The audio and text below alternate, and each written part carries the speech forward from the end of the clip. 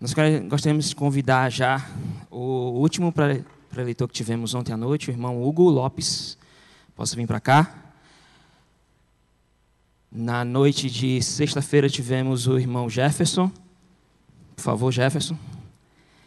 Na noite de quinta-feira, nós tivemos o irmão Gilvan.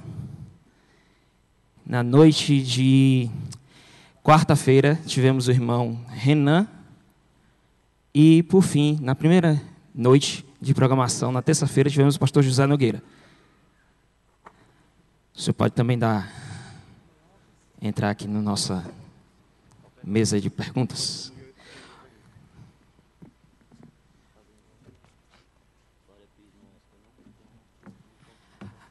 O irmão que quiser fazer a pergunta ou que quiser fazer a sua colocação, você levanta a mão, os meninos vão até você, vão dar o microfone e vou dar o ok para você fazer a sua pergunta, tá certo? Por favor, vamos ser sucintos na pergunta. Elabore bem a pergunta para que a gente não possa ter uma dissertação para chegar aqui, tá certo?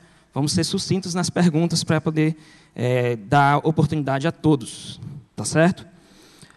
Ok, eu vou começar com uma daqui, e se nós já tivermos uma da plateia, nós damos prosseguimento na plateia, tá certo? Vamos ver como é que fazemos no andamento aqui, se vai ter a oportunidade também de termos bastantes perguntas aqui na nossa plateia.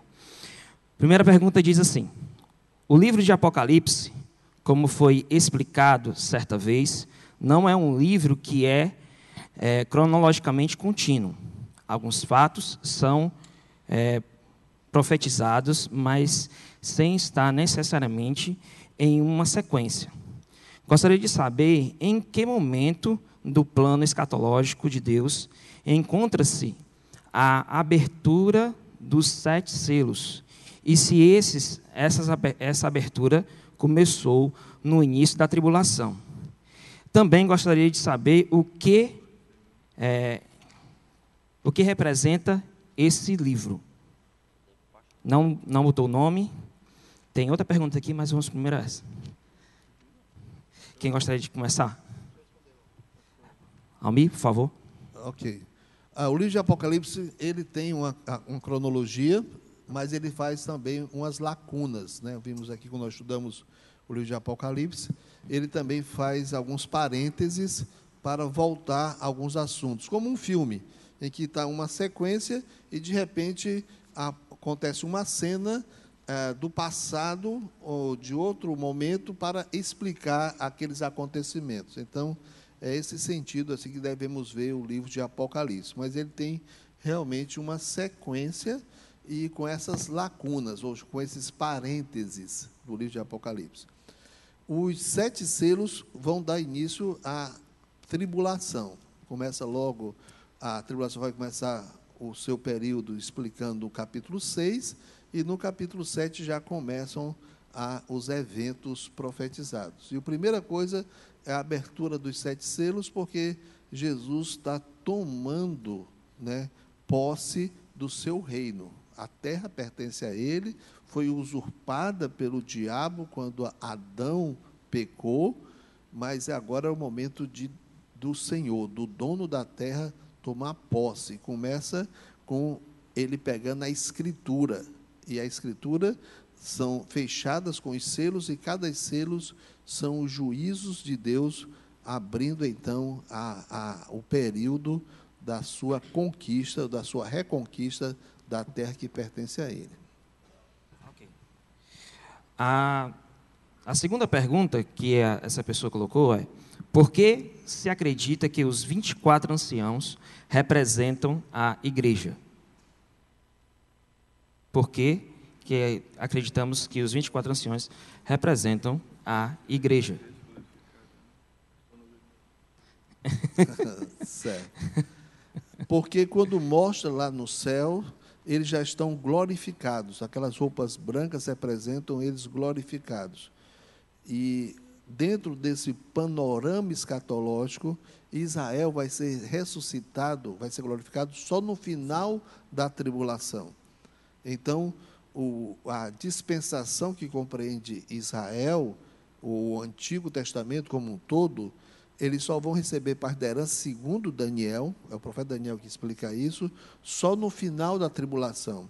Então, se tem um grupo lá dando glórias a Deus, glorificados, só pode ser realmente a igreja arrebatada que está no céu. Não tem outra interpretação melhor ou mais bíblica do que essa, do que os 24 anciãos representam a igreja. Alguns achavam até que representava 12 anciãos, representava os apóstolos, a igreja, 12 anciãos representava Israel, as 12 tribos, mas Israel não está glorificado na tribulação. Segundo Daniel, Deus diz para Daniel, você vai dormir e só vai se levantar após esses eventos, capítulo 12.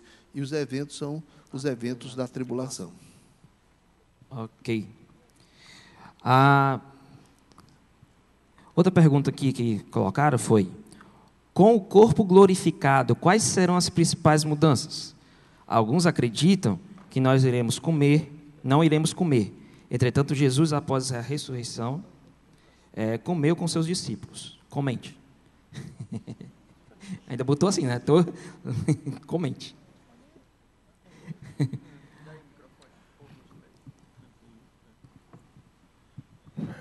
Eu estava me perguntando aqui se essas perguntas elas estão exatamente no que foi abordado, mas um corpo glorificado, o que é que nós observamos em Apocalipse?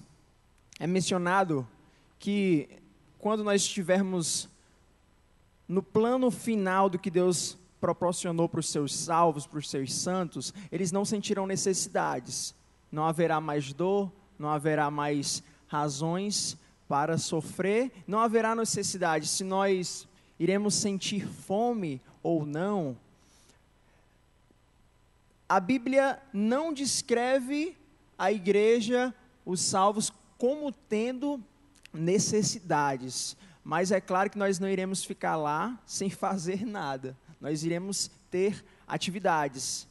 Essas atividades não necessariamente estão relacionadas a uma exigência por necessidade, mas por ser algo que nós iremos fazer, nós não iremos ficar lá sem fazer nada durante toda a eternidade. Então, se iremos celebrar uma refeição no sentido de uma comunhão, numa mesa com Paulo, Pedro, e nesse sentido, mas não necessariamente no sentido de uma necessidade, vamos sentir fome, então vamos precisar comer. Eu vou muito pela questão de Apocalipse, que diz que nós não sentiremos necessidades, não haverá sofrimento, não haverá razões para se sentir falta de algo, nós seremos totalmente satisfeitos. O corpo glorificado é um corpo perfeito, é um corpo isento de imperfeições, de qualquer coisa relacionada a necessidades. É o que eu penso.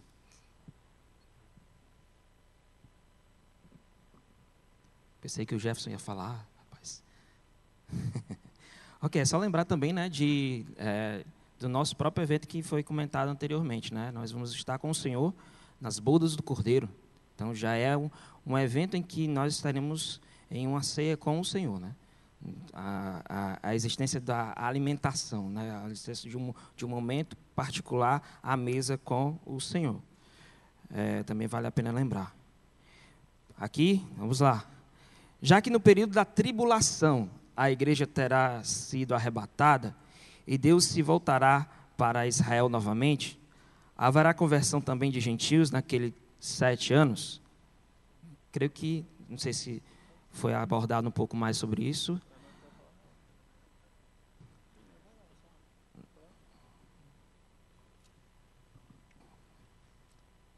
Bom dia. Como a gente viu na questão do pré-tribulacionismo, e o pastor também comentou, com relação ao ministério do Espírito Santo, né, que muita gente questiona com relação a isso. Já que o Espírito Santo não vai mais estar aqui, né, algumas pessoas argumentam acerca disso. Então, como é que vai dar a salvação dos gentios? O pastor explicou, e eu também reforcei na quarta-feira, que apenas esse ministério de atuação do Espírito Santo com relação a deter o iníquo, né, deter a revelação do anticristo, é que não vai estar mais em atuação. Até o pastor construiu o argumento dele, falando acerca de que o Espírito Santo também é Deus. Então, o Espírito Santo é onisciente, é onipresente, então apenas esfera, digamos assim, essa parte do ministério do Espírito Santo, que também é Deus, é que não vai estar mais em atuação. Mas a gente acredita e a gente vê que haverá, sim, salvação na tribulação. É isso. Tanto que em Apocalipse capítulo 20, nós vamos ver as almas daqueles que foram decapitados, né, durante o período da tribulação, aqueles que se converteram. Né? Quem são esses? Não são as almas daqueles que foram decapitados por causa da fé que eles professaram durante esse período que eles se converteram e aceitaram a Cristo. Também uma coisa que Apocalipse fala é que até um anjo ele vai proclamar, né, a salvação. Então, se o anjo vai pregar, é porque pessoas também vão se converter, né? Então, ele vai, até de todas as nações, vão ter pessoas convertidas também. E os 144 também vão pregar, né? Vão anunciar a salvação e o Messias. Eles vão pregar só em Israel, 144 mil? Sim, certo. Tá bom. Ok. Uma base bíblica para afirmar que o anticristo será um gentio. Foi citado em uma das mensagens? Base bíblica para afirmar que o anticristo será um gentio. O anticristo, né? O anticristo, eu anunciei o anticristo como sendo a besta do capítulo 13 de Apocalipse. Então, capítulo 13, versículo 1, menciona que a besta ela surge do mar. Há uma referência em Apocalipse, que eu não estou exatamente aqui, eu prefiro não dizer errado de cabeça. 17, era isso que eu estava pensando. 17, que menciona... Qual versículo? Deixa eu dar uma olhada aqui. Capítulo 17, eu vou achar o versículo. Mas que menciona que o mar é identificado com nações. Então, se o mar é identificado com nações e o anticristo vem do mar, ele vem das nações. Ele não vem da nação singular, certo? Nações não pode ser Israel. O que não é Israel é o quê? Todo o resto, gentios. Quem não é judeu é o quê? Gentio. Então, se ele vem das nações, eu entendo, baseado no meu estudo, que o mar em Apocalipse deve ser interpretado como nações. Então, ele surge do mar. Ele surge das nações. É a minha resposta.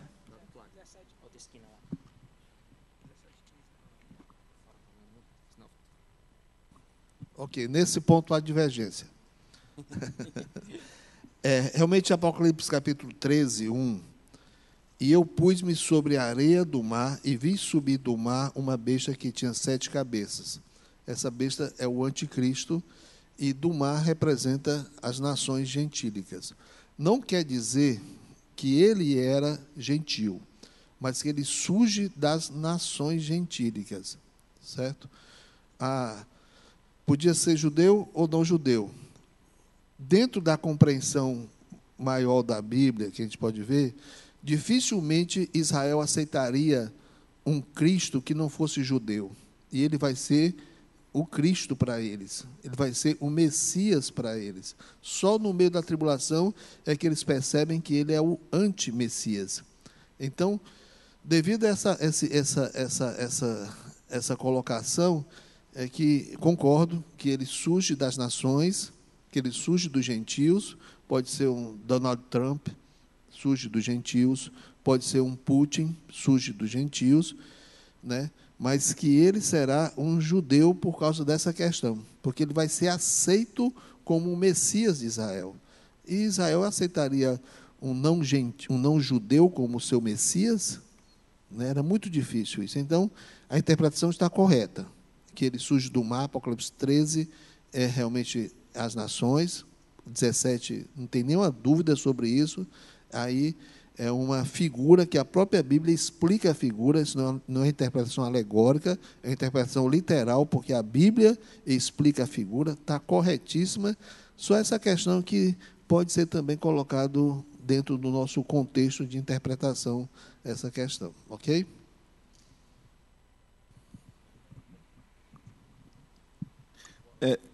Antes do Hugo, há um teólogo né, eu estudando nesse período, que ele crê até que ele virá da tribo de Ismael, né? É um teólogo aí que diz que ele que vem da Turquia, né? É dos árabes. Então tem se levantado aí uma teologia sistemática defendendo isso, mas a posição do pastor está correta. Agora, essa interpretação que para diz gentil é realmente muito defendida. O Hugo não está longe, não.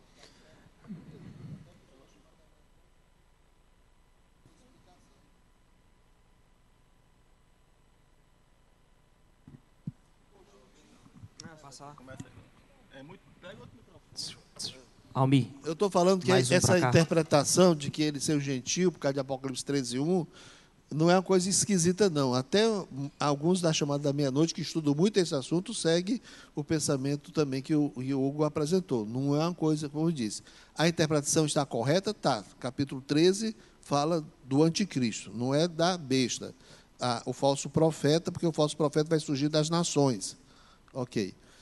E a interpretação que o mar representa as nações está corretíssima, e alguns por causa disso. Mas, devido a esse fato de que quase impossível Israel aceitar um Cristo, um Messias, o Hamashia esperado, fora do contexto judaico, é muito esquisito, né? Então, podemos interpretar que ele surge das nações como um judeu proeminente nas nações, né?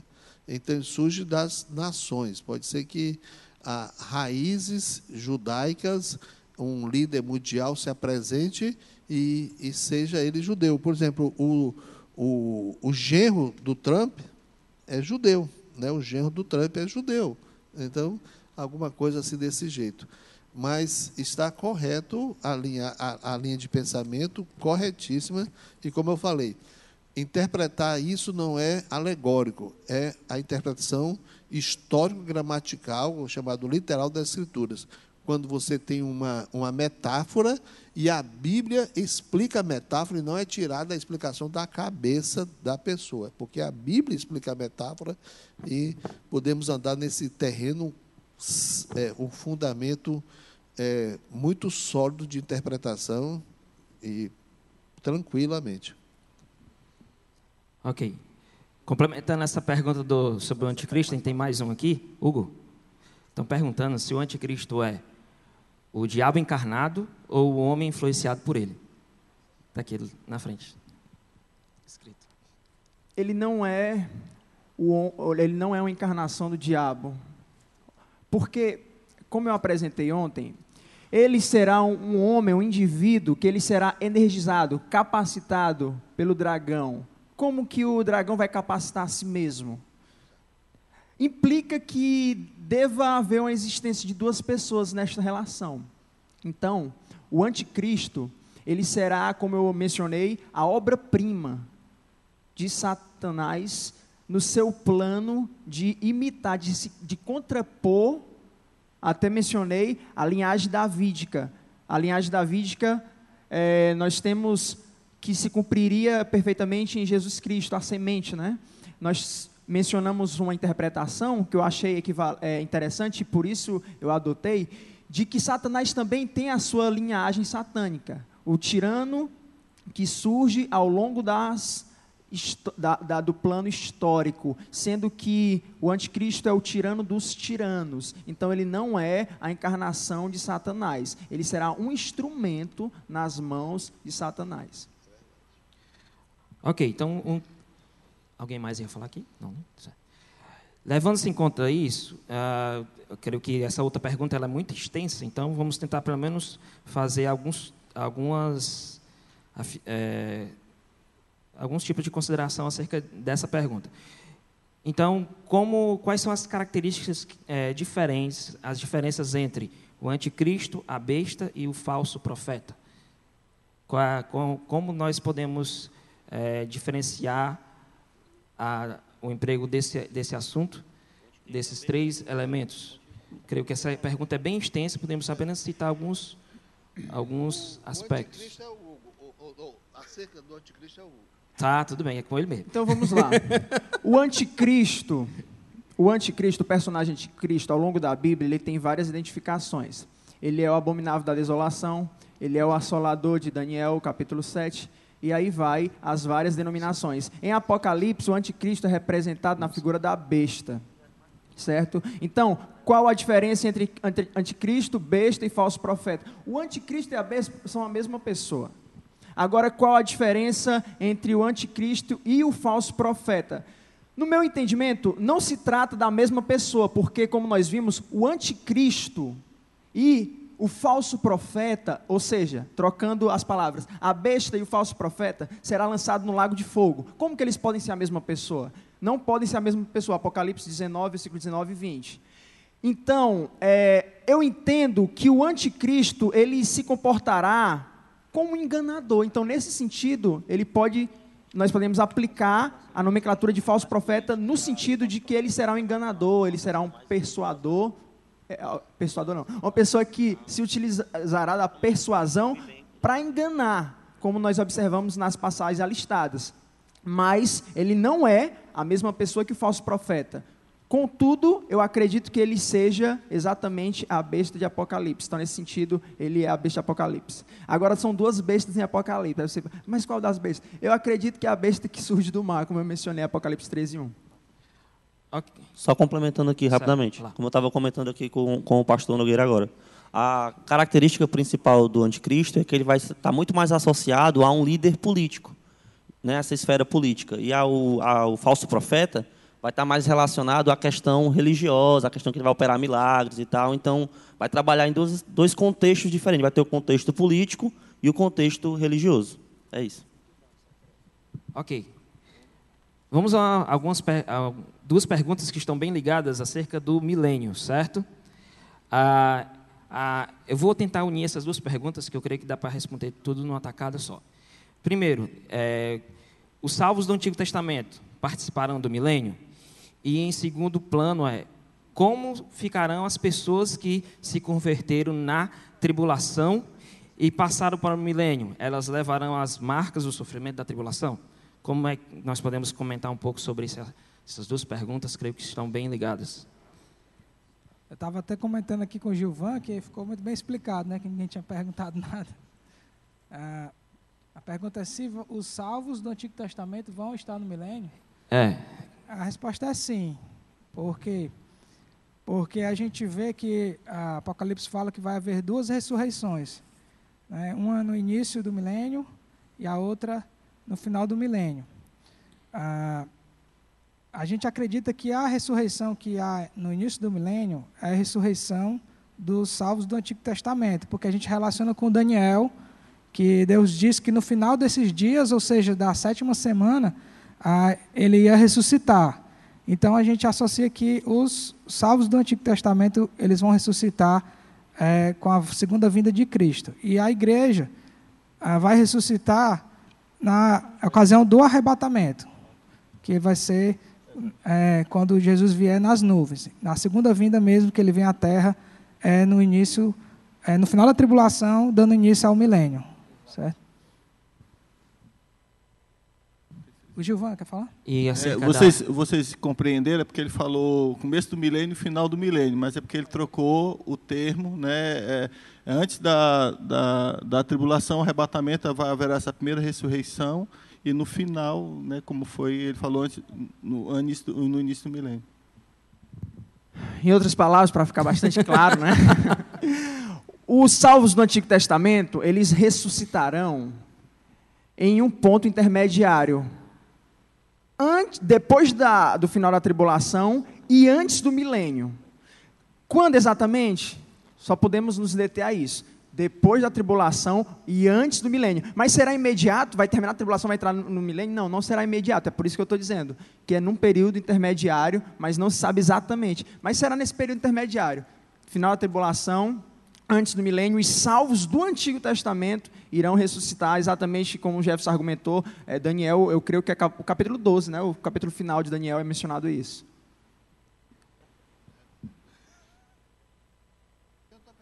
Tinha sim. É acerca dos salvos na tribulação. Como será o estado deles quando entrarem no milênio? A pergunta que faz é: eles terão as marcas do sofrimento da tribulação? Como será essa passagem? A Bíblia fala que muitos salvos na tribulação, eles vão ser mártires, né? Eles vão morrer.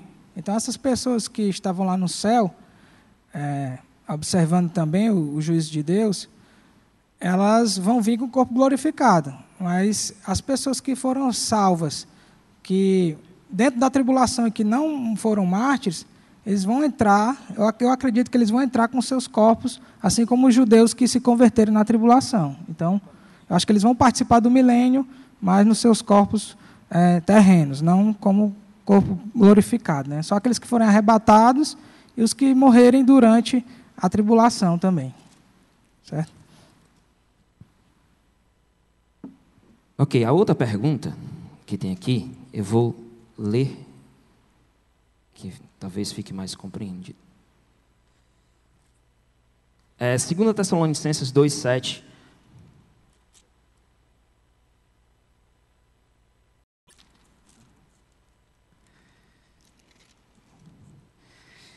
A pessoa pergunta, né?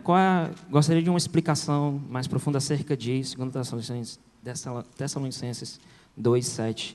Diz assim: porque já o ministério da injustiça opera. Somente há um que agora retém até que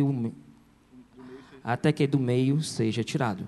Então, essa questão do espírito na terra, a pessoa pede um pouco mais de explicação acerca desse assunto. A gente podemos abordar um pouco sobre isso?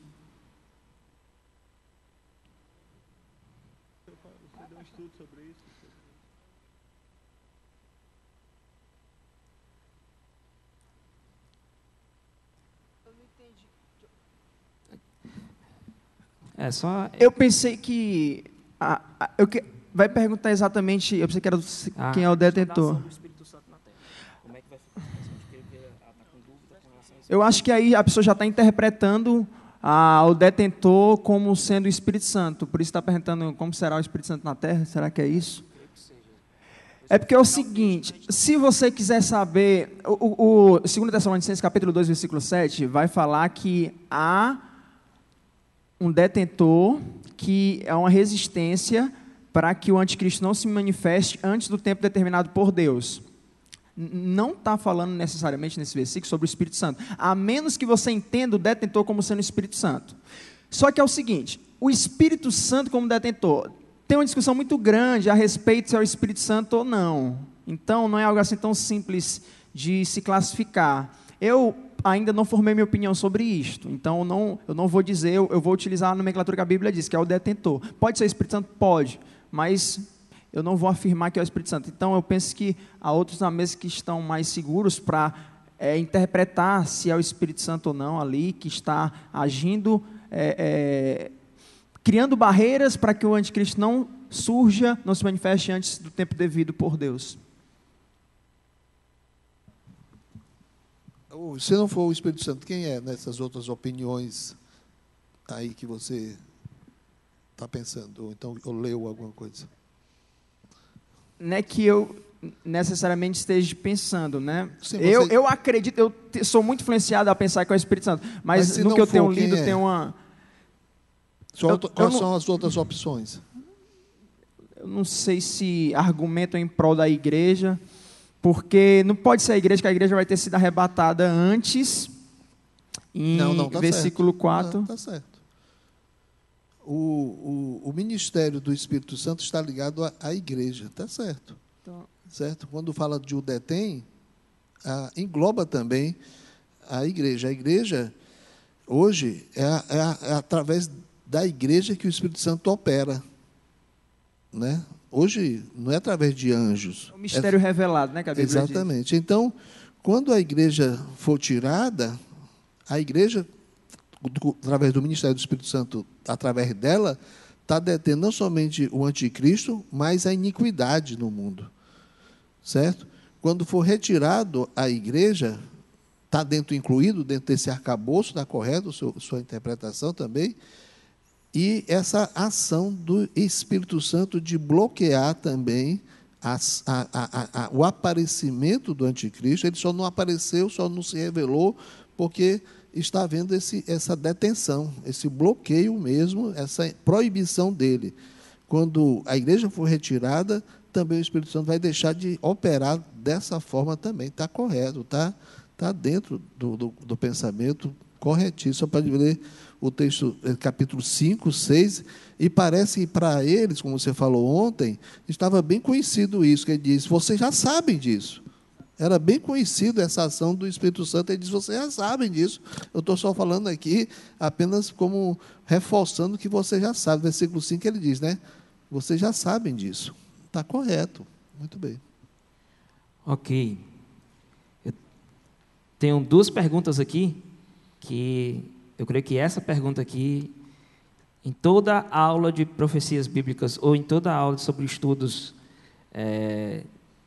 que a gente possa pensar em perguntas capciosas, sempre vai existir essa pergunta.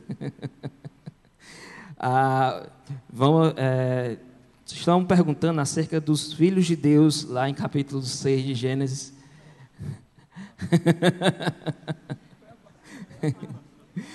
Faz referência a homens ou a anjos. Essa pergunta não faz parte do nosso estudo, certo? Mas há 3 interpretações, todas 3 são defendidas por homens sérios, bíblicos. O texto é difícil, o texto não é claro. Os filhos dos homens podem ser anjos, os filhos dos homens podem ser a linhagem piedosa, né, de Abel, pode ser também essa interpretação, hein? De Sete. A linhagem piedosa de Sete, e também pode ser a reis poderosos, quando ele dava esse nome, e ali estava o pecado da poligamia.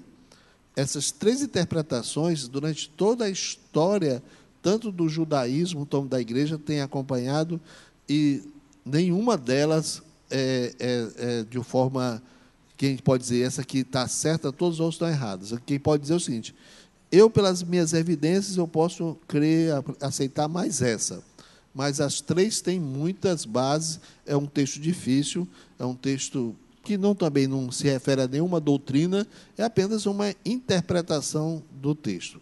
Se alguém quiser ver, eu tenho até alguma coisa escrita sobre essas 3 interpretações e posso colocar no site aí, posso dispor aí. Mas o Renan poderia defender aqui como sendo anjos, casando-se, ou se materializando, demônios tendo possessões e com mulheres, podia defender essa ideia. O judaísmo, durante muitos séculos, defendeu, os grandes sábios judeus defenderam essa posição. Do cristianismo também, no início da igreja também há muitas interpretações assim. Outros defendem e veem como essa linhagem piedosa de Sete, ali o pecado seria o casamento misto, que estava ali, misturando uma descendência piedosa com a descendência ímpia, é um pecado grave, podia estar colocando, e muita interpretação dos sábios judeus, e também da igreja do primeiro século, e muitos também bons teólogos defendem que os filhos de Deus ali, essa expressão lá, os filhos de Elohim, é também uma expressão para os poderosos, né? Inclusive, é uma terminologia usada no Antigo Testamento. Então, estava ali o pecado, era de que os homens começaram a formar os seus haréns, né? Que nós vamos ver na história essa terrível coisa, esse terrível pecado também. Então, essas 3 interpretações, e são apenas interpretações de texto, não são doutrinas. Ok? Ok. Voltou uma pergunta quentinha acerca de 2 Tessalonicenses 2,7. O que significa a palavra mistério, comentada, falada no versículo?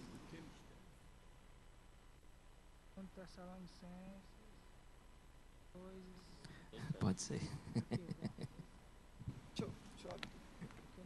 Eu já sei.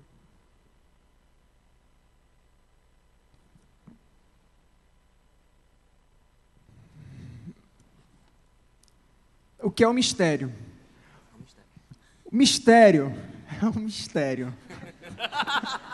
Não, na verdade, eu vou tentar responder, não com base nesse versículo em específico, mas, por exemplo, o apóstolo Paulo argumenta muito em prol do que é o mistério revelado, né? E ele vai apresentar várias respostas para o mistério. Um dos mistérios revelados é a igreja, né? Cristo habitando. Por exemplo, o Gran Conato, ele tem um livro de interpretação do Novo Testamento só explicando os vários mistérios e os vários significados.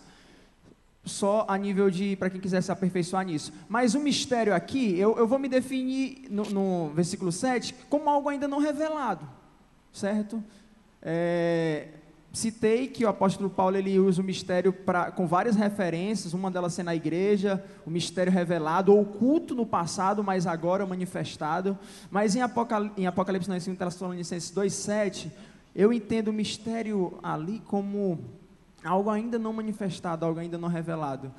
Mas eu penso que o pastor pode responder com mais profundidade.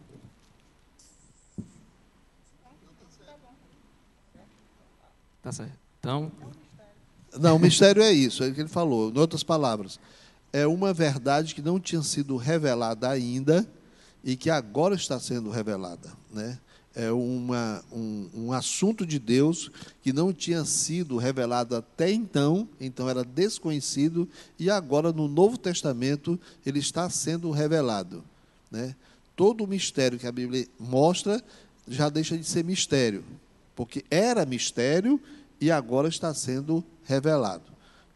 No Antigo Testamento, em nenhuma parte fala da igreja.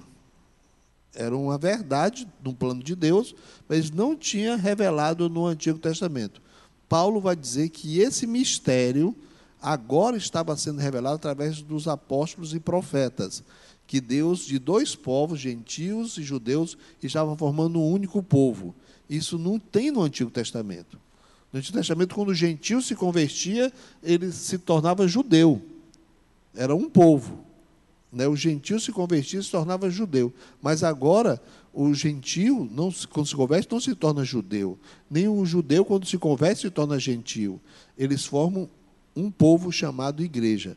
E essa verdade, embora estivesse no plano de Deus, não tinha sido revelada em nenhuma parte do Antigo Testamento. Começa a ser revelado por Jesus, e começa agora a ser explicitado no ministério dos apóstolos, agora não é ministério, do ministério dos apóstolos e profetas. Como também essa questão do anticristo, do surgimento dele, e que ele vai ter uma ampla liberdade de ação, de mal, sendo usado pelo diabo, por Satanás, fazendo sinais e maravilhas. Essa verdade já estava dentro do plano de Deus, mas não tinha sido revelado ainda dessa maneira. E agora está sendo revelado. Então, o mistério aí de 2 Tessalonicenses 2,7, né? 2,7? 2,7 é isso. Não tinha sido... tinha falado sobre o anticristo no Antigo Testamento. Mas, dessa forma, como ele explica que ele vai ter poderes e sinais, vai fazer milagres, que vai atrair o mundo inteiro, isso não tinha sido revelado. Ok, conversamos um pouco sobre os judeus e sobre o fato do anticristo e de que nação ele viria ou de que nacionalidade ele seria. Creio que essa pergunta seja mais uma pergunta com uma dúvida de posição na linha de tempo. Ela vem falar acerca de Romanos 11, 26. E assim todo Israel será salvo, como está escrito: de Sião virá o libertador e desviará de Jacó as impiedades. Aí a pergunta está escrita assim: se todos os judeus serão salvos, como o anticristo seria judeu? Eu creio que é mais uma questão do tempo, né? Muito bem. Só uma questão de colocação aqui. Quando os judeus se converterão em massa, todo Israel será salvo. Romanos capítulo 11, final do capítulo 11 de Romanos. Quando é que vai acontecer isso? Que a conversão em massa de Israel a Jesus. O Jesus, o nosso Messias que morreu na cruz. Quando é que vai acontecer isso? Há duas interpretações de quando vai acontecer isso. A interpretação que você vai encontrar em muitos livros, né, pastor Ion, muitos da chamada da meia-noite também, é que essa conversão em massa dos judeus só vai acontecer quando Cristo voltar na segunda vinda, no final da tribulação. Quando Cristo voltar, os judeus olharão para ele e dirão: aquele é o Messias, é Jesus. E nós o rejeitamos, historicamente nós o rejeitamos, nós desprezamos os que creram nele, e eles chorarão, né? Zacarias capítulo 12.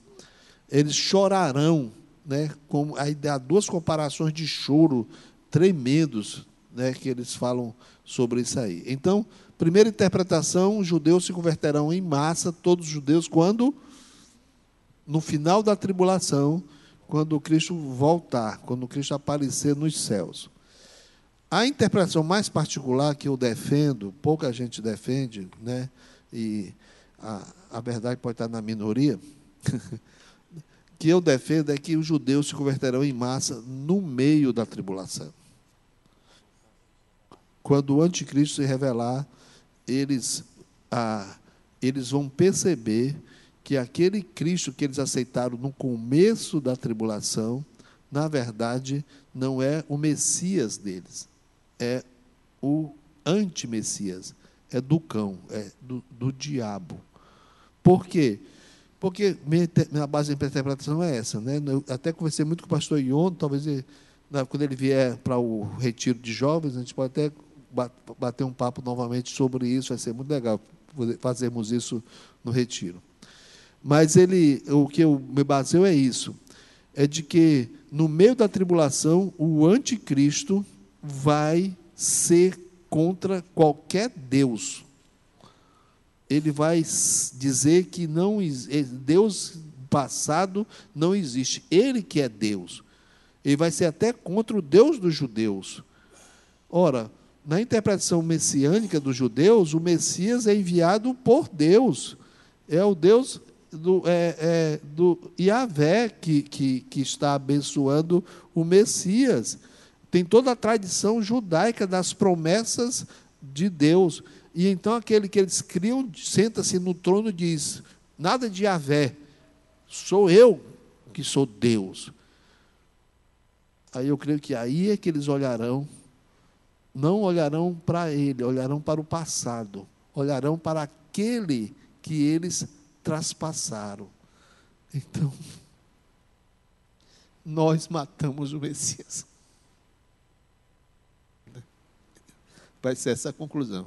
Olharão para aquele que eles traspassaram, aqueles que eles mataram. Então, eles olharão para o anticristo e verão aquele que eles mataram. Aí eu que digo. Por quê? Porque a partir do meio da tribulação é que começa a perseguição aos judeus também. Até o meio da tribulação, os judeus não estão sendo perseguidos. Os 144 mil estão pregando o evangelho em todas as partes do mundo. Certo? Somente no meio da tribulação é que começa a perseguição com os judeus. Por que começa a perseguição com os judeus? Porque os judeus agora se converteram, estão contra o anticristo. Então, há muitas coisas que você pode ver dentro disso aí, e eu acho muito mais coerente.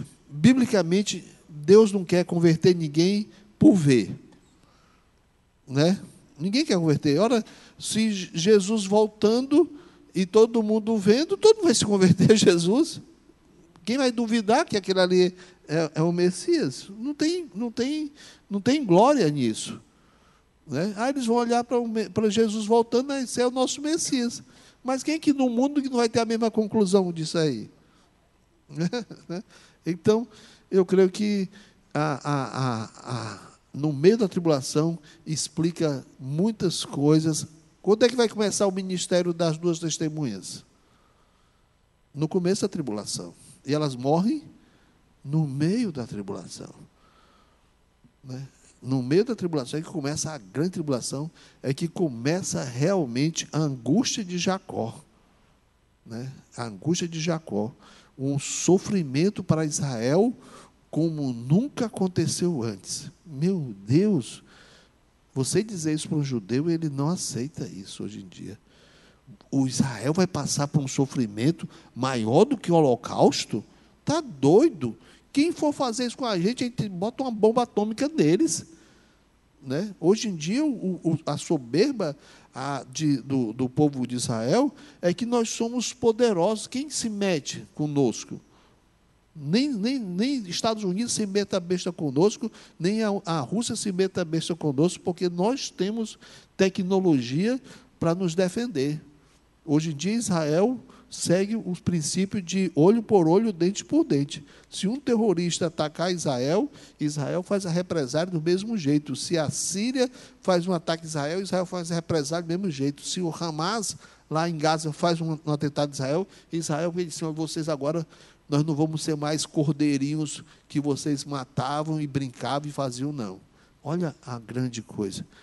Os judeus não aceitam essa interpretação da angústia de Jacó para o futuro, de que vai haver sofrimento para Israel pior.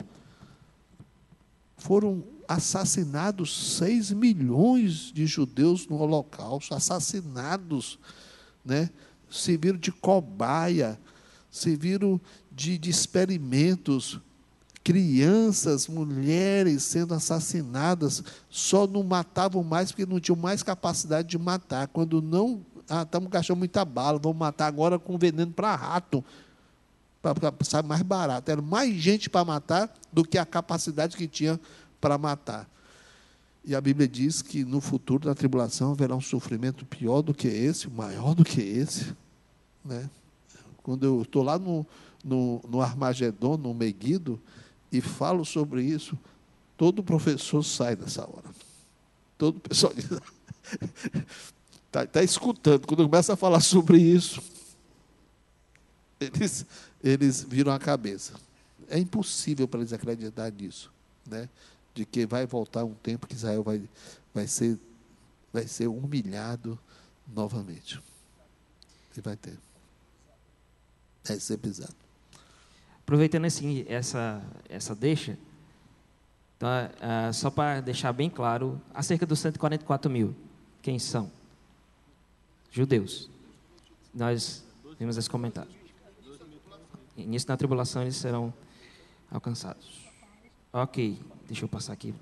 Tenho 2 perguntas aqui que estão meio interligadas. Eu creio que deve ser bem fácil, talvez, de argumentar as 2 juntas. É acerca do novo céu e nova terra. Nós estamos...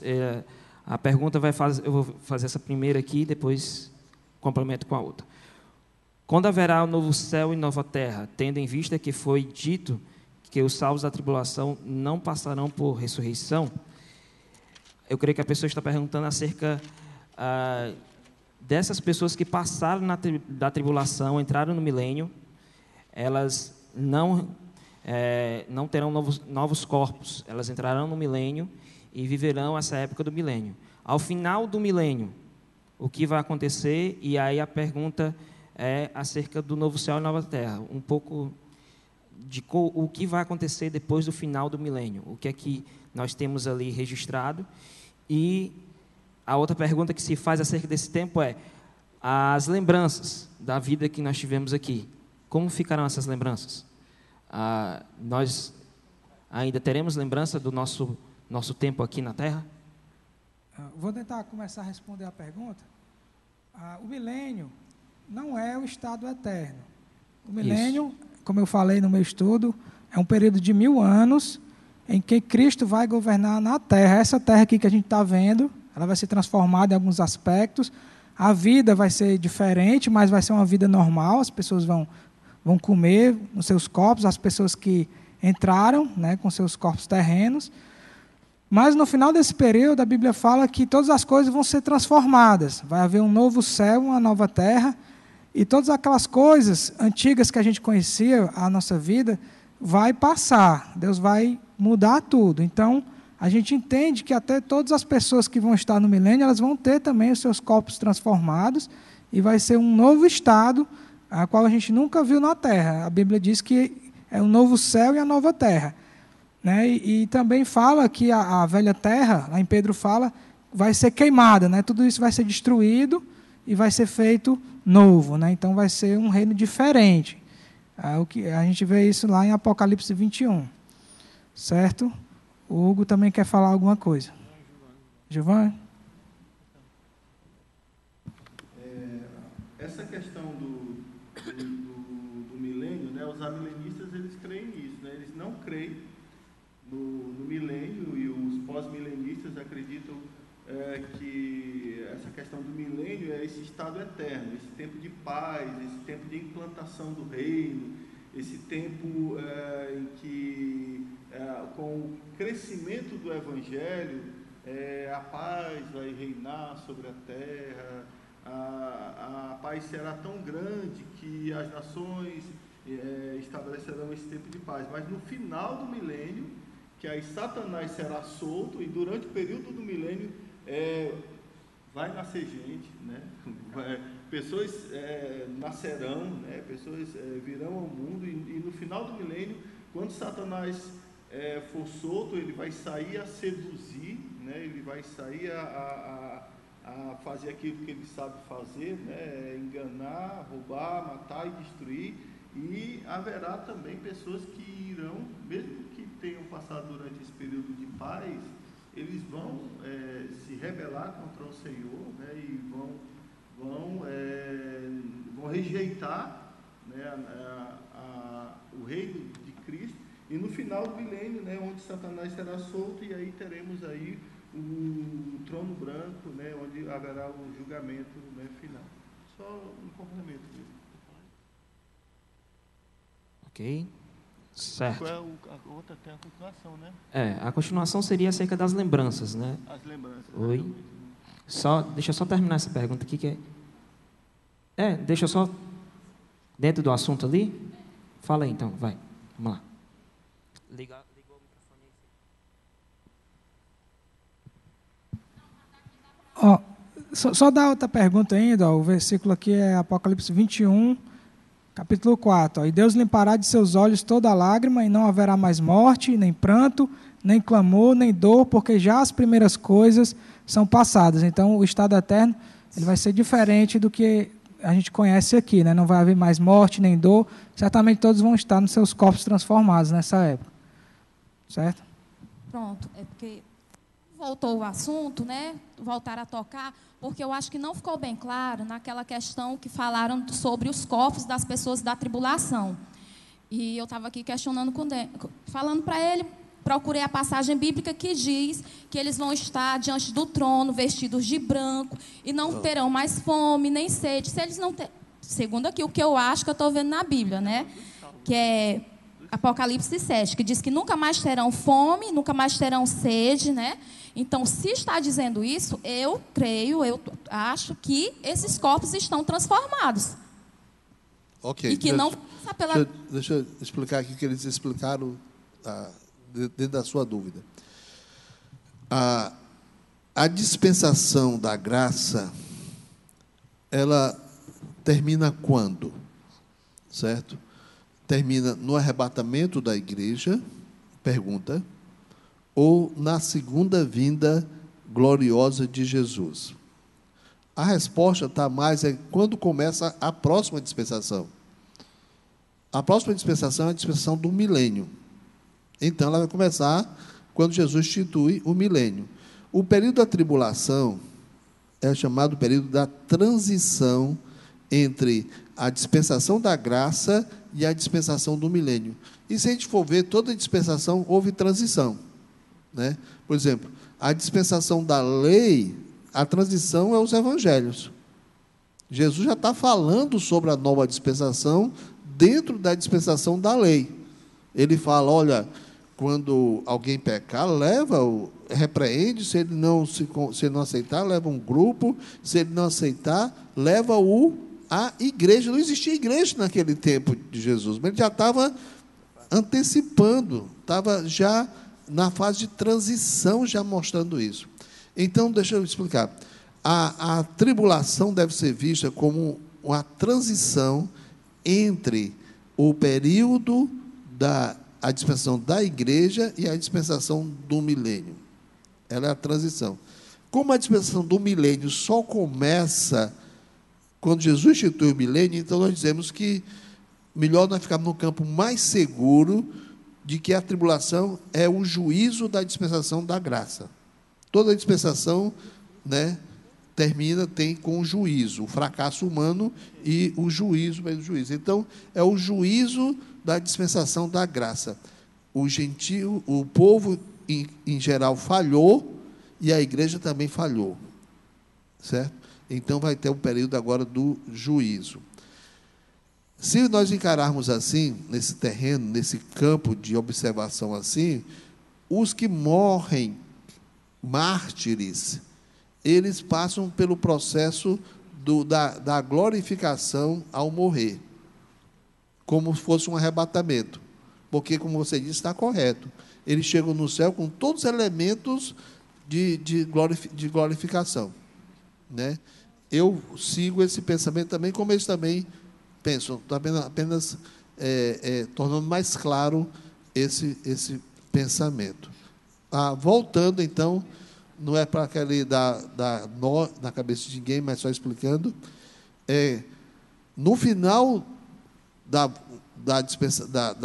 tribulação, quando o Cristo volta, vai ter dois habitantes do milênio, dois tipos de habitantes do milênio. Vai ter os habitantes glorificados, que é a igreja glorificada, certo? E os salvos de Israel, aqueles que morreram, e a Bíblia diz, né, Hugo, né? Ele vai chegar e ele vai ressuscitar as pessoas. E quem vai dizer o que estiver à sua direita? Entrar na posse do reino. Olha só, né? Então, haverá uma ressurreição ali e haverá um momento ali. Muitas pessoas não morrerão na tribulação. Muitas pessoas não morrerão na tribulação, crendo, ou porque creram e se esconderam do anticristo, fugiram do anticristo. E essas pessoas entrarão no milênio sem o corpo glorificado. Essas pessoas que entrarão no milênio salvas, mas sem o corpo glorificado, porque elas não morreram, elas vão então procriar, vão ter filhos. Durante 1000 anos vai ter um período de abundância. Olha uma pessoa vivendo 400, 500, 600 anos, sem preocupação com escola, sem preocupação com violência, sem preocupação com justiça social, sem preocupação com desemprego. Vai ter menino que não aguenta mais aí, né? Então, a Bíblia diz aí o crescimento que vai ter na terra, uma pessoa passar 400 anos sem preocupação, né? Porque a gente vida tanto as crianças, né? Olha, muito caro, muito trabalho, não é somente trabalho financeiro, é também onde estudar, que colégio botar, o mundo tão mal, a gente tem que cuidar melhor. Mas no milênio, Cristo vai reinar, e como foi visto aqui na exposição até do Jefferson, o mal vai ser julgado na hora, né, Jefferson? Apresentou isso, né? Haverá justiça na terra. Hoje em dia, você não sabe quem foi que, se aquela criança, o nome daquela menina que foi jogada do prédio, se foi os pais que jogaram, ou não foi, como é o nome daquela menina? O Nardoni, né? Até hoje, né? Nardoni? Isabelle Nardoni. Até hoje não se sabe se foi os pais ou não que jogaram, ou se foi alguém que jogou, e aquele pessoal, aquele casal está sofrendo hoje em dia tudo aquilo ali. Mas no milênio, a Bíblia diz que ele não julgará segundo os olhos, ele sabe das coisas. Haverá justiça, o pecado será condenado imediatamente. Então, haverá uma paz sobre a terra, um progresso, o conhecimento de Deus encherá a terra, né? Como as águas do mar, mostra assim. Então, haverá uma ciência, haverá uma tecnologia para o bem. As nações que gastam... Já pensou quanto dinheiro Israel gasta com armamento? Ele tem que gastar dinheiro na sua tecnologia para o bem, e olha só quantas coisas Israel faz para o bem. Cada semana é um novo invento, é uma nova criação, né? Hoje em dia, Israel estão criando um colírio para a miopia. Você não vai mais usar óculos míope, você vai usar um colírio, e o colírio vai corrigir a sua miopia. Estão fazendo isso, eu estou só esperando. Em novembro vou trazer 1 tonelada desse colírio, né? Então, toda semana uma tecnologia. Já pensou se Israel deixasse de investir na área militar, né, para poder investir só em tecnologia? Pois no milênio vai ter isso. Então, 1000 anos de paz sobre a terra, o mundo vai prosperar, vai encher a terra, ok? Então, esses aí é que vão entrar. É claro que os glorificados, tanto os glorificados de Israel, como os glorificados da igreja, não vão procriar. A Bíblia diz que glorificados já não tem mais esse relacionamento mais de família. Vai ter outro relacionamento, né, aí maior, melhor, mais profundo, que a Bíblia fala. Então, só explicando, no final do milênio, na entrada do milênio, 2 tipos de pessoas. As pessoas glorificadas, que vão herdar o milênio, que vão governar com Cristo. Israel, os judeus vão governar Israel, e nós, os gentios, vamos governar o mundo, certo? Estou pensando em entregar, dar uma dica para Jesus, entregar a Caucaia para o Aragão. Né? Ok? Não gostou não da Caucaia, não? Que é muito mais do que isso, né? Ok.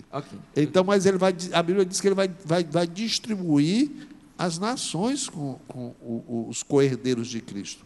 Então, vamos ter isso. E vamos governar sobre quem? Sobre as pessoas que não foram glorificadas. Elas vão morrer? Vão. Nem todos vão viver 1000 anos. Né? A Bíblia diz que vai morrer com 100 anos e vai morrer menino.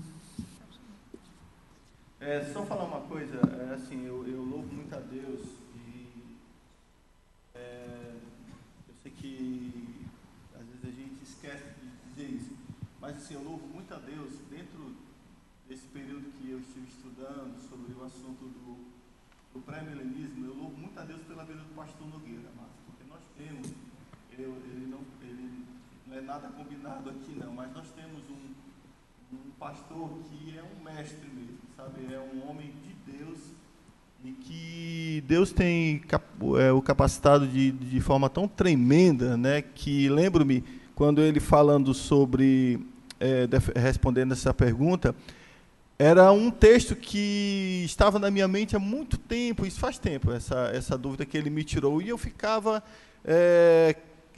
questionando esse texto aqui de Mateus capítulo 25, a partir do versículo 31, né? E quando o Filho do Homem vier em sua glória e todos os santos anjos com ele, então se assentará no trono de sua glória. Aqui é o final da tribulação, né? E todas as nações serão reunidas diante dele, e apartará uns dos outros, como o pastor aparta dos bodes as ovelhas, e os porais as ovelhas à sua direita, mas os bodes à sua esquerda. Versículo 34, então dirá o rei aos que estiverem à sua direita: vinde benditos do meu Pai, possuí por herança o reino que vos está preparado desde a fundação do mundo. E eu lembro que eu tinha dúvida em relação a que momento era esse aqui. E aí o pastor disse: olha, aqui é o reino milenar de Cristo. Não, quando o pastor Nogueira me explicou isso aqui, foi assim, na minha mente, sabe?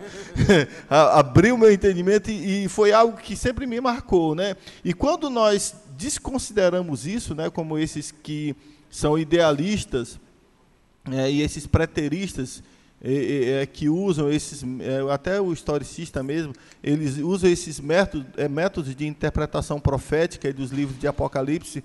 Então, assim, quando eles tiram o milênio, né, literal sobre a terra, eles jogam literalmente um texto como esse para fora, eles jogam fora, né, porque é um texto muito claro, né, encerrou-se um período e agora o próprio Senhor Jesus Cristo diz: vinde benditos do meu Pai para o reino que eu vos tenho preparado desde a fundação dos tempos, né, desde a fundação, ou seja, Deus cumprirá as suas promessas com o seu povo Israel.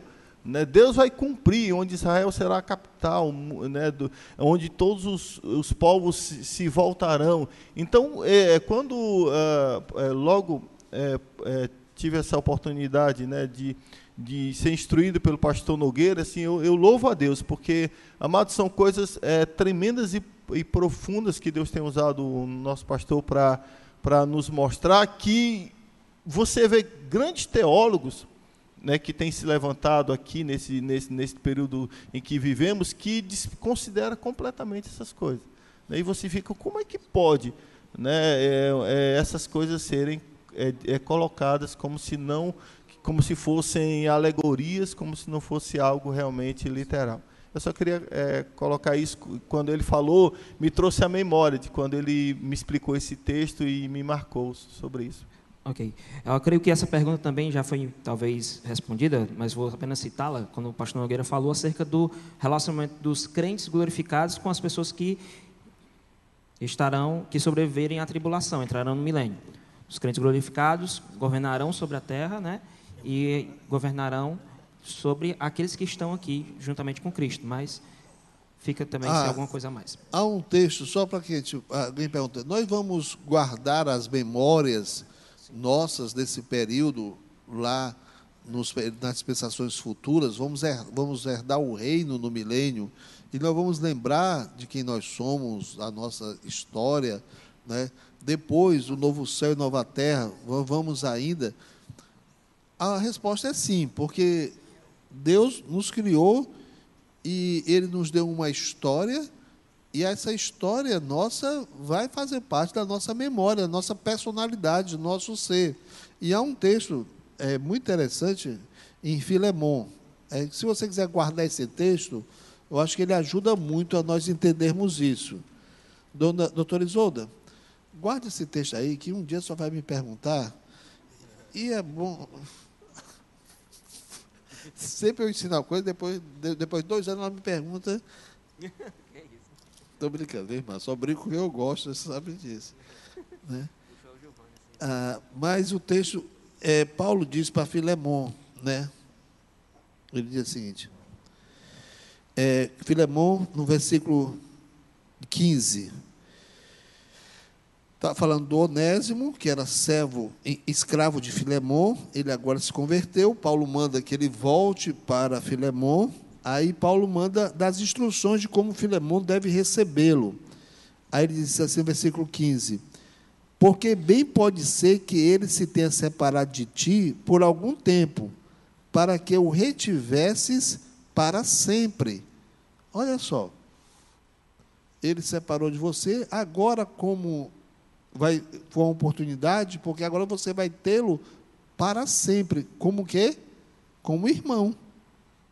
Né? Já não como servo, antes mais do que servo, como irmão amado, particularmente de mim, quanto mais de ti, assim na carne como no Senhor. Ok? Então, Paulo está dizendo que ele agora tem um irmão para sempre. Para sempre seria seu irmão. Creio que para sempre é para sempre.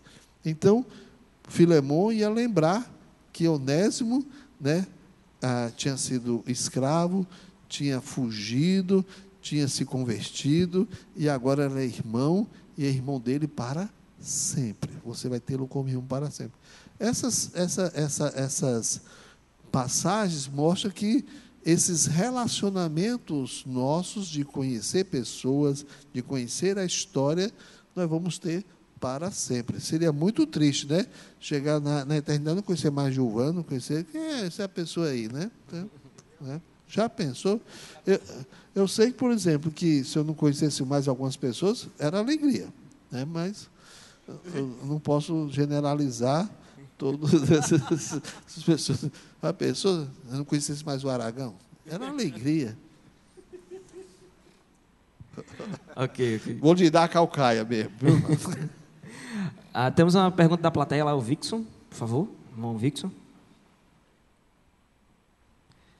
Oi, bom dia.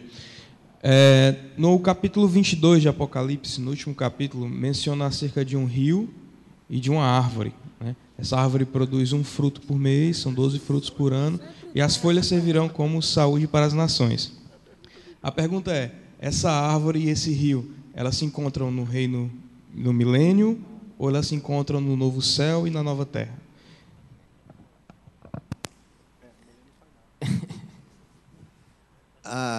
Deixa eu responder minha opinião, depois os outros podem ter sua opinião, certo? Eu creio que ele está descrevendo o novo céu e nova terra ainda, começou o capítulo 21. Alguns acham que 22 volta para o período antes do milênio. A minha opinião é estar descrevendo um novo céu e nova terra, como nosso texto que nós lemos hoje, a Bíblia lança pouquíssima informação desse estado eterno.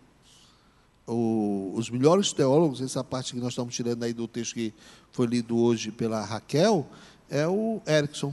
Ele fala de 3 coisas no estado eterno. Fala da nossa adoração, de nós encontrarmos descanso. Descanso é o seguinte, que as lutas terminaram, e nos chama de servos, porque ainda haverá um modo de servir. Ele fala de 3 coisas e corretamente está falando sobre isso, né?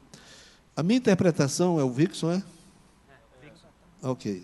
A minha interpretação, Vixon, talvez foge de um pouco dos outros, até teólogos, sobre isso, mas é a minha, e quem quiser ficar certo, fica comigo. Besteira, né? Mas eu vou dizer, a minha interpretação é o seguinte: o que o texto está nos ensinando é que nós seremos sempre dependentes de Deus.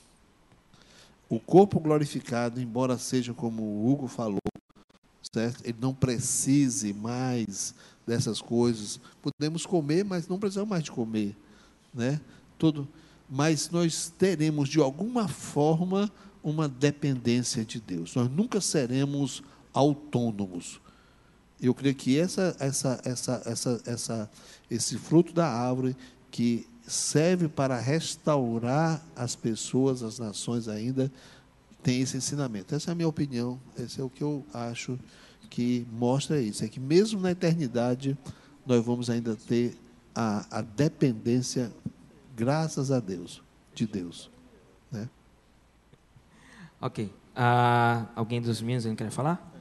Só mencionando, eu estava comentando aqui com o pessoal, os elementos citados que o Vixon mencionou, entre outros mais, se nós nos lembrarmos, são elementos citados no primeiro livro da Bíblia, em Gênesis, a árvore e rio, e as outras, tem outros elementos também semelhantes, iguais em ambos os livros. Então é como se fosse novamente uma retomada. Tem uma nomenclatura na literatura que é chamada inclusio, é como se fosse uma moldura de um retrato. O início e o fim. O parêntese, né? Abre o parêntese, fecha o parêntese. Termina com os mesmos elementos. A Bíblia, ela tem toda uma história da salvação, né? De Gênesis e Apocalipse é toda uma história progressiva, mas que ela finaliza de modo muito semelhante como ela se iniciou nesses aspectos da leitura do Vixon e entre os outros elementos que também são semelhantes. Ok. É uma pergunta que tem sido colocada aqui, eu creio que o Jefferson já estava até lendo ali. Já que a igreja será arrebatada e começará a tribulação, como ficarão os salvos na tribulação? Serão como os salvos do Antigo Testamento, sem igreja física? E deixa eu só completar outra pergunta que faz parte para a gente... E no final da tribulação, quem já escutou do anticristo, quem já escutou de Cristo, e não aceitou verdadeiramente, entrará no milênio? Como ficará a situação dessas pessoas? Eu creio que até o Renan pode comentar melhor sobre isso. Sobre essa questão aí da igreja na tribulação, é bom a gente até esclarecer um pouco esse assunto, que há há 3 visões acerca da tribulação. Então, a resposta é o seguinte: depende da sua visão, se você é pré, meso ou pós-tribulacionista, né? Se você for pré-tribulacionista, a resposta é que a igreja não vai estar mais aqui. Então, a Bíblia diz que essas pessoas vão se esconder, vão ser perseguidas e certamente não, elas vão se reunir, mas não na forma da igreja como a gente conhece no Novo Testamento. Sobre a questão dessa dúvida, há uma confusão, as pessoas confundem pós-milenismo com pós-tribulacionismo. O pós-milenismo, assim como o amilenismo e o pré-milenismo, eles estão ligados à questão da interpretação do milênio, se ele vai ser literal ou não. O pós-milenismo e o amilenismo, eles são muito parecidos. Eles interpretam a Bíblia de uma forma alegórica, vamos dizer assim, e eles não creem que o milênio vai ser um milênio literal na Terra após a segunda vinda de Cristo. Daí o nome pós-milenismo, porque eles creem que Cristo vai voltar depois que a igreja estabeleceu o milênio na Terra, e o amilenismo crê que isso tudo era apenas um conflito dentro de João, aquilo dali era alegorias, e é a luta do bem contra o mal, e que o milênio realmente não existe, certo? É tanto que os pós-milenistas, após a Primeira e Segunda Guerra Mundial, eles acreditavam antes disso que a igreja estabeleceu o reino de Deus, devido aos movimentos missionários e tudo. Muitos pós-milenistas passaram para o amilenismo, porque é muito parecido. O pré-milenismo, como o Renan falou, ele se divide em 3 visões, mas todas as 3 visões acreditam que o milênio vai ser literal. Por exemplo, nós temos os pré-milenistas, dentro do pré-milenista nós temos os pré-tribulacionistas, os mesotribulacionistas e os pós-tribulacionistas. Inclusive o Erickson, que o pastor citou, é um teólogo muito conhecido, muito adotado, e ele é pós-tribulacionista, e ele faz uma defesa apologética muito boa do milênio literal. Então, só que ele acredita que a igreja vai passar pela tribulação, certo? Então, nós que somos pré-milenistas e pré-tribulacionistas, acreditamos que a igreja não vai passar, porque ela vai ser arrebatada antes do início dos 7 anos de tribulação, certo? Os meso acreditam que a igreja vai ser tirada no meio, antes da parte que a gente chama de grande tribulação, que é a parte da grande angústia de Jacó, que o pastor citou. E os pós-tribulacionistas, eles acreditam que Cristo vem, aí a igreja vai ser arrebatada e depois volta no mesmo instante com Cristo para a terra. Mas todos acreditam na literalidade do milênio. Então, eu creio que eu respondi a pergunta, não vai haver igreja no tempo da tribulação, segundo o que a gente crê, certo? Mas que vai ter convertidos e que as pessoas vão se esconder, vai ter comunhão, né, entre as pessoas que se converteram. A Bíblia não fala isso claramente, a gente faz essas inferências baseado no que a gente conhece nos nossos dias, né? Então, é isso aí. Vai falar? Ok, voltando àquela outra pergunta final que eu fiz, foi acerca dos que estão na tribulação, que escutaram e não aceitaram. Eu creio que também que nós podemos abordar essa outra pergunta, que fala acerca da operação do erro. Porque alguns autores desconsideram a operação do erro? Há uma pergunta que foi colocada aqui, e que tem um pouco de relação com a situação das pessoas que estão na tribulação, que não receberam a Cristo. Como ficará a situação ali? Das pessoas que vêm diante da tribulação, a igreja é arrebatada, nós falamos acerca da operação do erro, e depois as pessoas que estão no período da tribulação, ouviram acerca de Cristo, mas não creram. Vamos ver aqui. Na tribulação haverá 2 tipos de pessoas. Isso. Pessoas que crerão em Cristo e pessoas que não crerão em Cristo. Como é que é a evidência das pessoas que não creem em Cristo na tribulação? Eles vão aceitar a marca da besta. Sim. Né? Essa vai ser o divisor das águas. A confissão de fé vai ser o não deixar, né? O não aceitar o anticristo. Então, pessoas desses 2 naipes vão chegar até o final da tribulação e serão julgadas no final, né? Aqueles que creram em Cristo e sobreviveram ao massacre da tribulação entrarão no milênio com os corpos normais. Aqueles que rejeitaram a Cristo e chegaram até o final da tribulação, eles vão ser lançados no inferno, aguardando o último juízo, quando serão lançados no lago de fogo, né? Serão mortos e lançados no inferno. Não sei se era essa a pergunta, mas essa é a resposta. Ok, certo. Há uma pergunta que fizeram aqui, que eu creio que temos 2 perguntas parecidas, pelo menos dentro do mesmo assunto, né? Diz assim: pastor, existem algumas teorias de como será visualizada a construção do 3º templo e de como isso será mundialmente aceito. Sabemos que a mesquita de Al-Aqsa está em um lugar de grandes tensões internacionais. Qual a sua opinião sobre esse assunto? Acerca da construção, né? O templo só pode ser construído no Monte Moriá, que é hoje chamada a esplanada do templo, certo? A esplanada do templo, Herodes fez enorme. Herodes era megalomaníaco e ele estendeu em muito a área do templo. A mesquita de Al-Aqsa não está no local exato do templo. A mesquita de Al-Aqsa, ela está na parte chamada sul da esplanada do templo. O que está no local do templo é o Domo da Rocha, aquele monumento que você vê que é dourado. Não é dourado, não, ele é de ouro. É de ouro.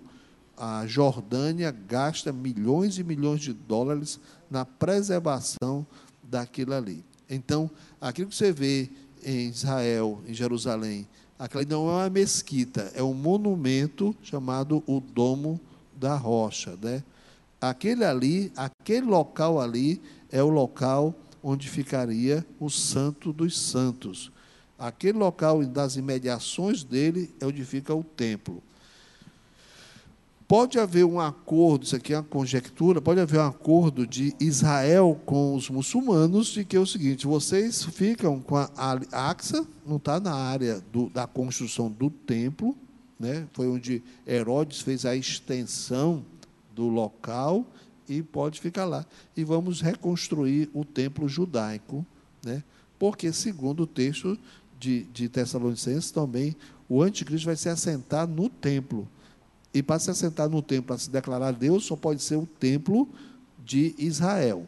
Então, na tribulação, acho que quando houver o arrebatamento, o anticristo se manifestar, o primeiro acordo vai ser chamar esses judeus que estão tudo juntando já esse material, né? Os judeus estão juntando material, está tudo pronto já.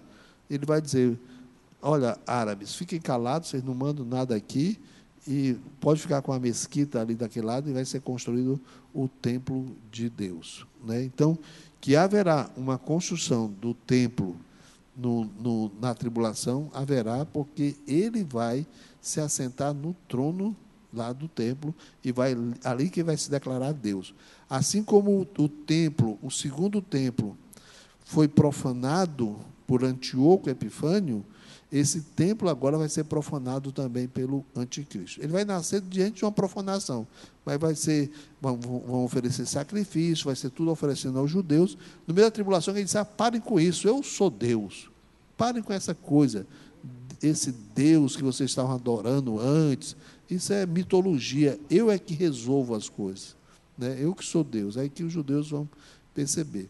Então, respondendo, haverá a construção do templo, o templo será concluído, porque a Bíblia fala que o anticristo vai se sentar naquele trono e vai fazer isto. Ok? Ok. A última pergunta, só para a gente terminar. Alguns aspectos da profecia do fim dos tempos já foram cumpridas atualmente? Nós temos comentado acerca desse assunto já em algumas perguntas meio que separadas, mas de uma forma mais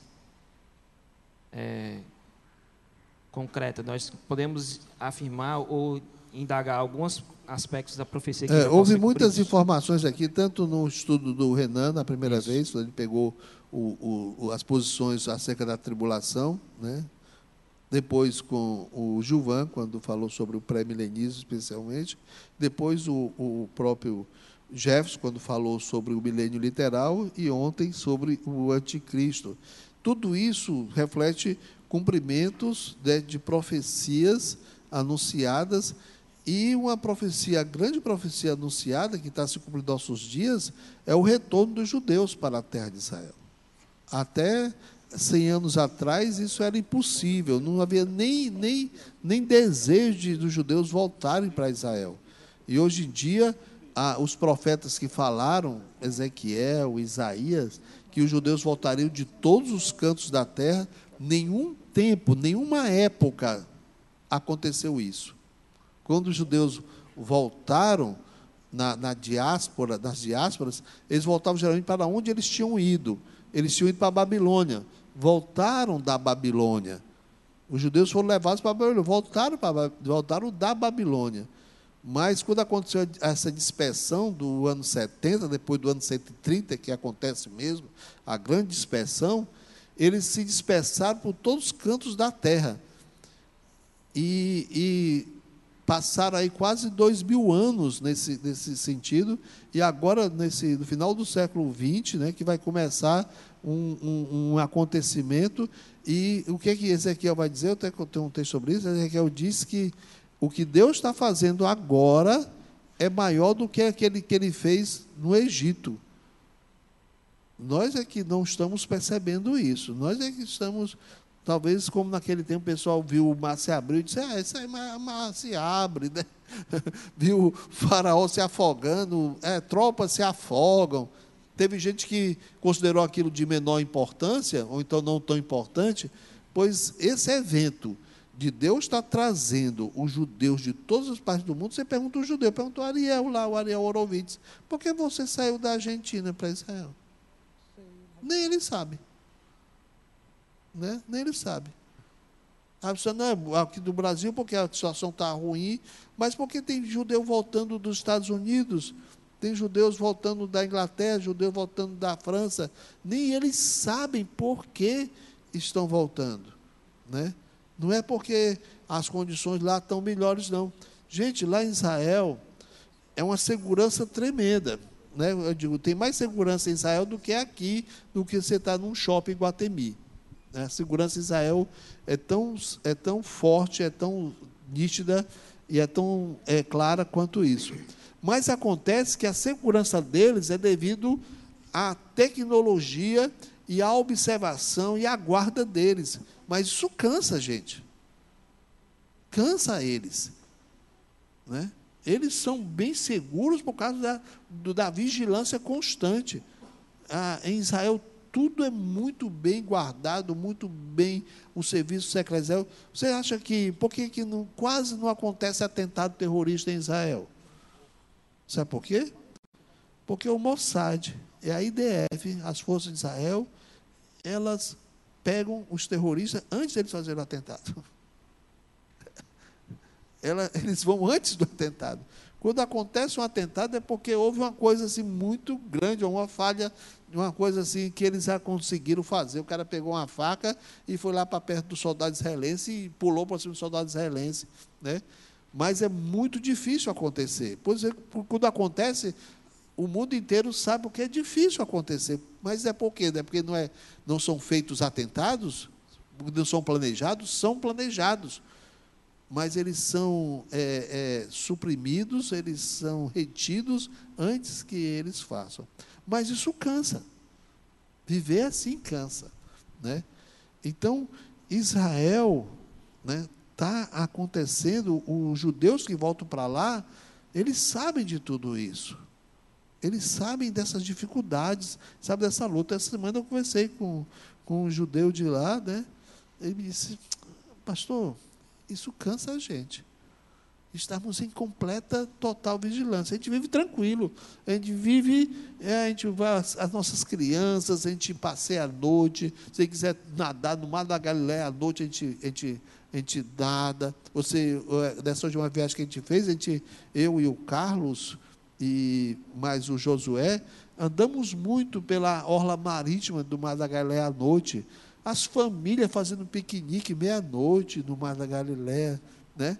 Lindas famílias, os caras fazendo fogueira, a família levando colchão, né? Tirando os colchões do carro, para fazer um piquenique à noite no Mar da Galileia. Que país é que tem uma segurança dessa? Né? Mas isso à custa de um grande trabalho, isso cansa. E eles sabem disso. Então, Deus está trazendo os judeus de volta para Israel, um fantástico milagre está acontecendo nos nossos dias, e segundo Ezequiel, isso é maior do que até a travessia do Mar Vermelho. Nós estamos vivendo em tempos proféticos, e dou graças a Deus, um grupo desse aqui de jovens, né, estudantes, procurando descobrir a verdade, e nós temos talvez esses sobreviventes, esses remanescentes, que estão não somente preservando essas verdades, mas também proclamando essas verdades. Pouca gente tem feito isso, gente. Somos uma coisa diferente. Só complementar aquilo que o pastor falou. Recentemente eu compartilhei com ele, eu não sei se todos vocês estão sabendo, com relação à atual política de Israel.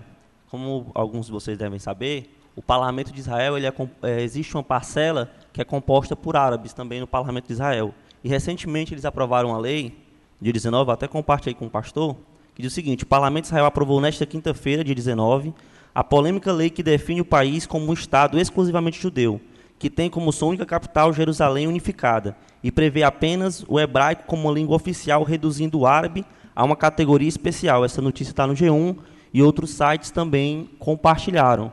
Então, como o pastor falou, são esses e outros detalhes que comprovam que Deus tem trabalhado sim com Israel. E que, como eu falei no meu estudo, né, a gente tem que estar constantemente, de forma muito cuidadosa, olhando para Israel. Tem feito sim esse trabalho.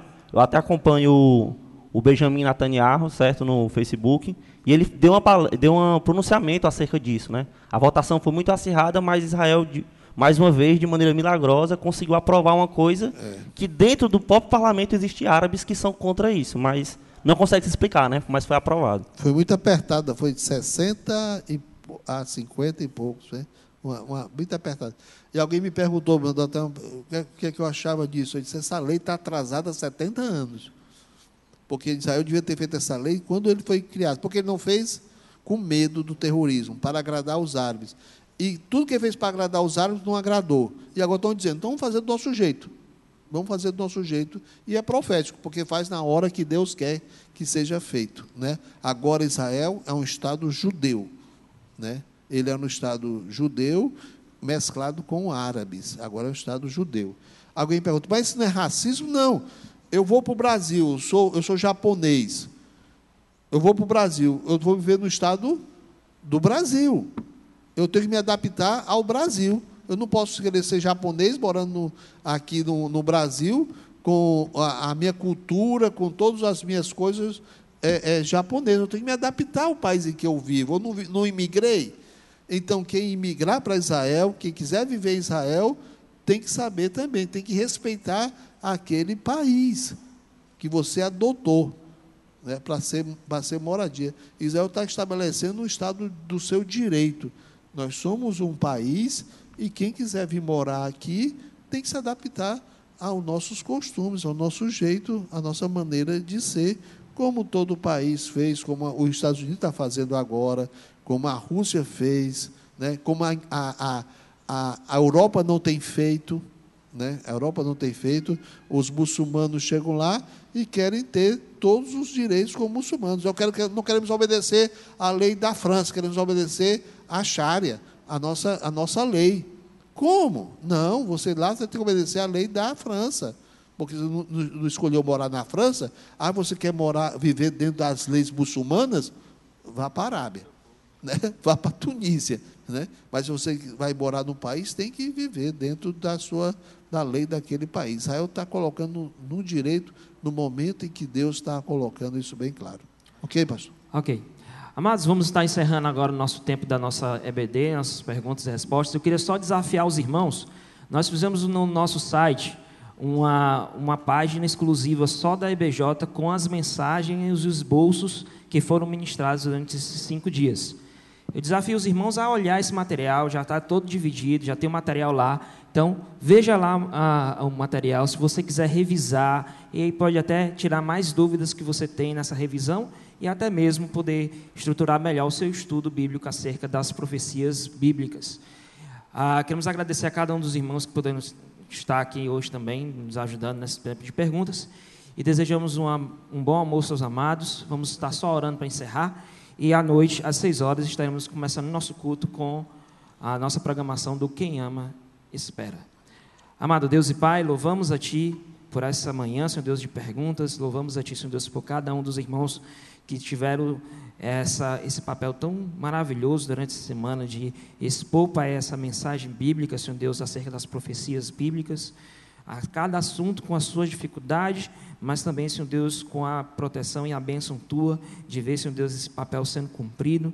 E nós queremos Te agradecer também pelos irmãos que perguntaram, que puderam estar tirando suas dúvidas, e que possamos estar na Tua dependência sempre. Te agradecemos por esse momento, pedimos a Tua bênção para a nossa volta para casa, e que possamos nos preparar para esse culto de adoração, de louvor ao Teu nome que faremos hoje à noite. Amém. Louvamos a Ti, em nome de Jesus. Amém. Só o último lembrete. Nós vamos ter no CBD, na quinta-feira, a aula de escatologia e de profecia. Mas também nós vamos ter, Deus abriu essa oportunidade para a gente. Em setembro, vamos ter uma semana inteira aqui o pastor Reinaldo Federoff, que é especialista em esses assuntos proféticos. Ele vai ter uma semana de terça até sábado só falando sobre profecias bíblicas. Então, em setembro, vamos ter outra oportunidade de ter esses estudos. Marque aí, está no seu Informações, essa agenda importantíssima que vamos ter em setembro.